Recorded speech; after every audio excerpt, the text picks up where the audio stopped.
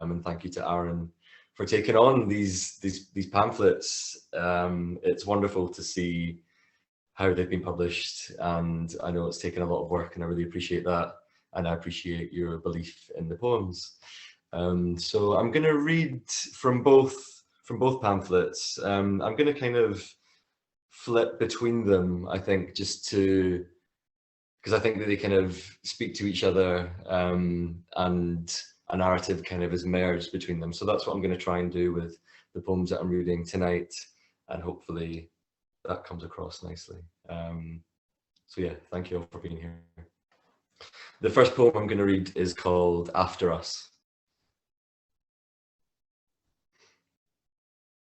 After us, there was a boy from Romania.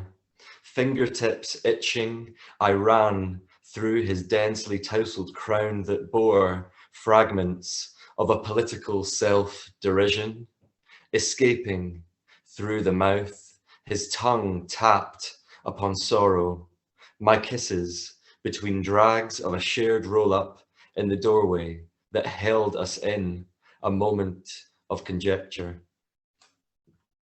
There was Gus. He was nice and uncertain of how to exploit it, his form a thick stem budding up out from the dance floor of the gay club where we had our first date. Funny, he had on a football shirt, I don't know what team, as if it testified to manhood or something. In him, I recognized a rationale for sexual currency assigned to straight acting, a make-believe, acceptance to one's singular expression of gender, the irrelevance of it all. We partied and eliminated seduction among tourists from happier places, got carried away, carried out the building. After Gus, there was a boy from Germany. We didn't date. His eyes dulled with virescent intent, which I stared into while giving him head. Deep in the pupils, they seemed to say, I have a girlfriend. He blocked me on WhatsApp after, and I didn't hear from him again. This next poem is called Kindness. When did I stop being kind to you, and why did I do that? I found you on Vauxhall Bridge, signalling you were about to jump. Clinging on to you, I sensed you folding in on yourself like the feelers of a mimosa plant when touched.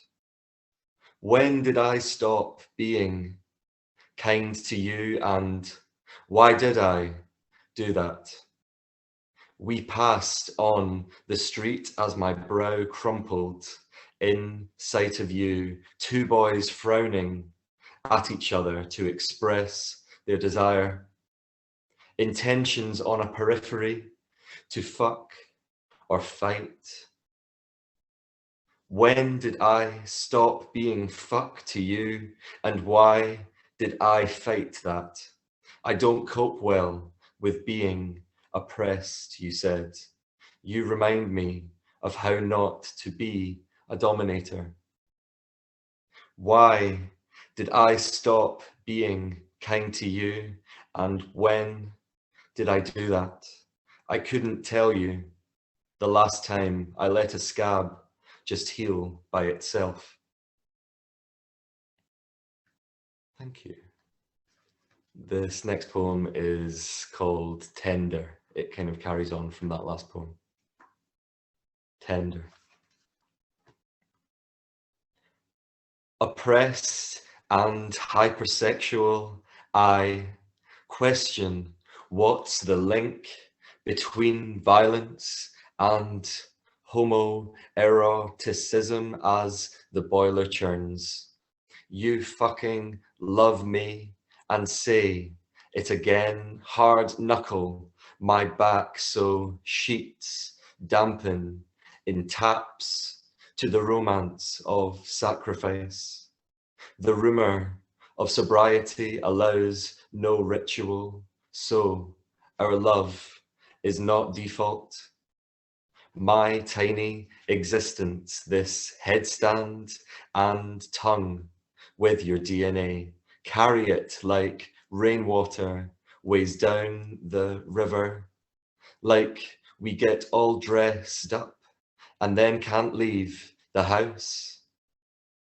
How can you say love so much, although I'm not enough?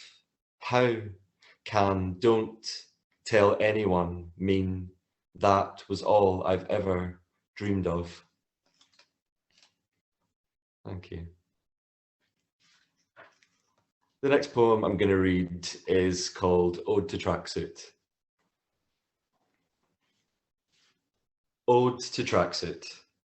My hungered polyester thighs show you no mercy. If you can even fathom my shape through all this rustle. What happened to your Levi's, dude? Remember when we used to sport these bottoms as a uniform, as armor against ridicule? We grew out of this, didn't we?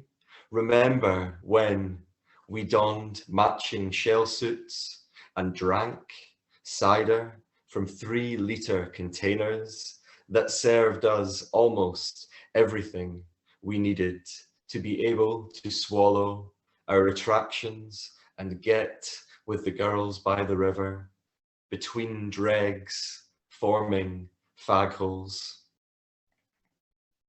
I know you remember when we ruined our friendship by circling the inside of each other's cheeks with underdeveloped tongues. The rub of that nothing fabric was like touching skin, and my crotch in activewear could keep nothing secret. Now you jog up to me in Dalston with the same leaden legs that fled from teenage shame, panting for what I guess is reclamation or subversion or both things, but in the form of an easily removable manliness. Remember when we donned matching shell suits and were happy to be invisible? Take off your trackies and show me what hasn't changed underneath. I'm going to flip over to the other side. This next poem is called Fish Symbol. Little soy sauce fish bottle fixed with GBL. Pleasure buds, an unbound nozzle spouts vitreous, a minuscule relief. Invisible, really. Squeeze down your eager thumbs, and was it even there? What's 2 mil to man? Tattoos that score the width of a heaving torso. One lucid bream to ravage inhibition, subdue dysfunction, arrest your forever fervent aorta, arrest forever your little zesty puddle of impetus distilled. We drop, we do it with irony.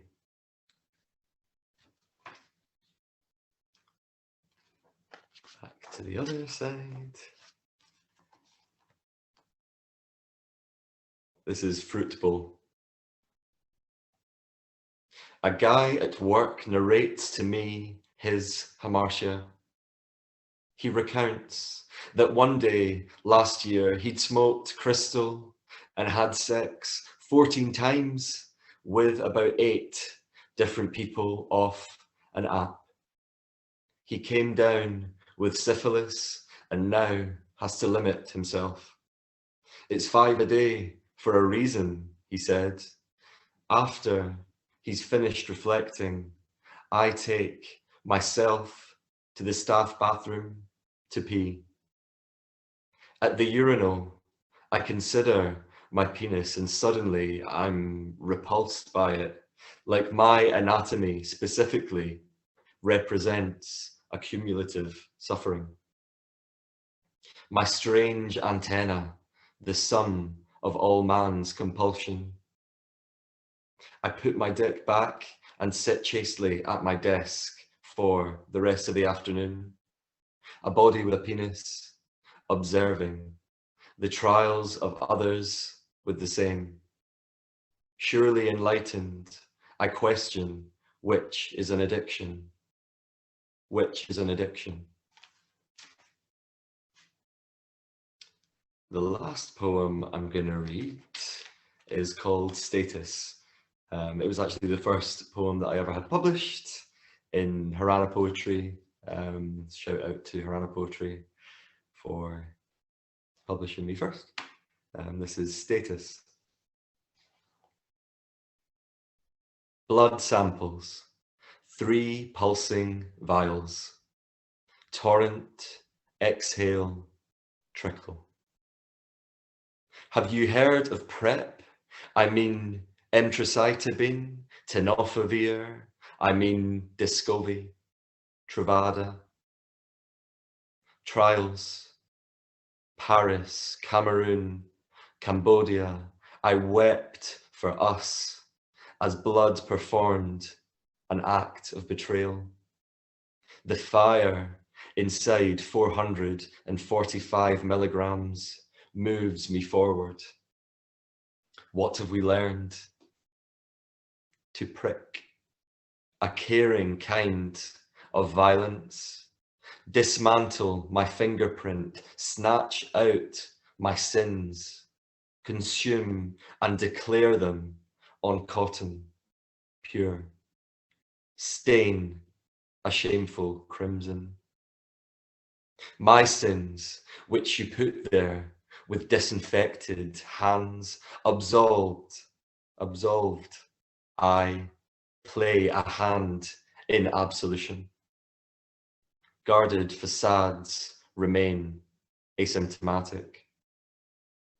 With trembling fists blindfold me, unhinge my jaw and fill it with Truvada, each pill a sapphire relief. Give me one for every soul I held inside me, for every redacted I redacted this year. So cram me full, breach capacity until I choke on my own salvation. You upped the price and we bled. I spread my whole and was fed another chance for another chest, his arms and thighs that grip my need. Still I bleed. My status. Why deny me this armor, molecular affinity? How could I outrun what has been prescribed to me? Thank you so much for having me and hope you have a great night.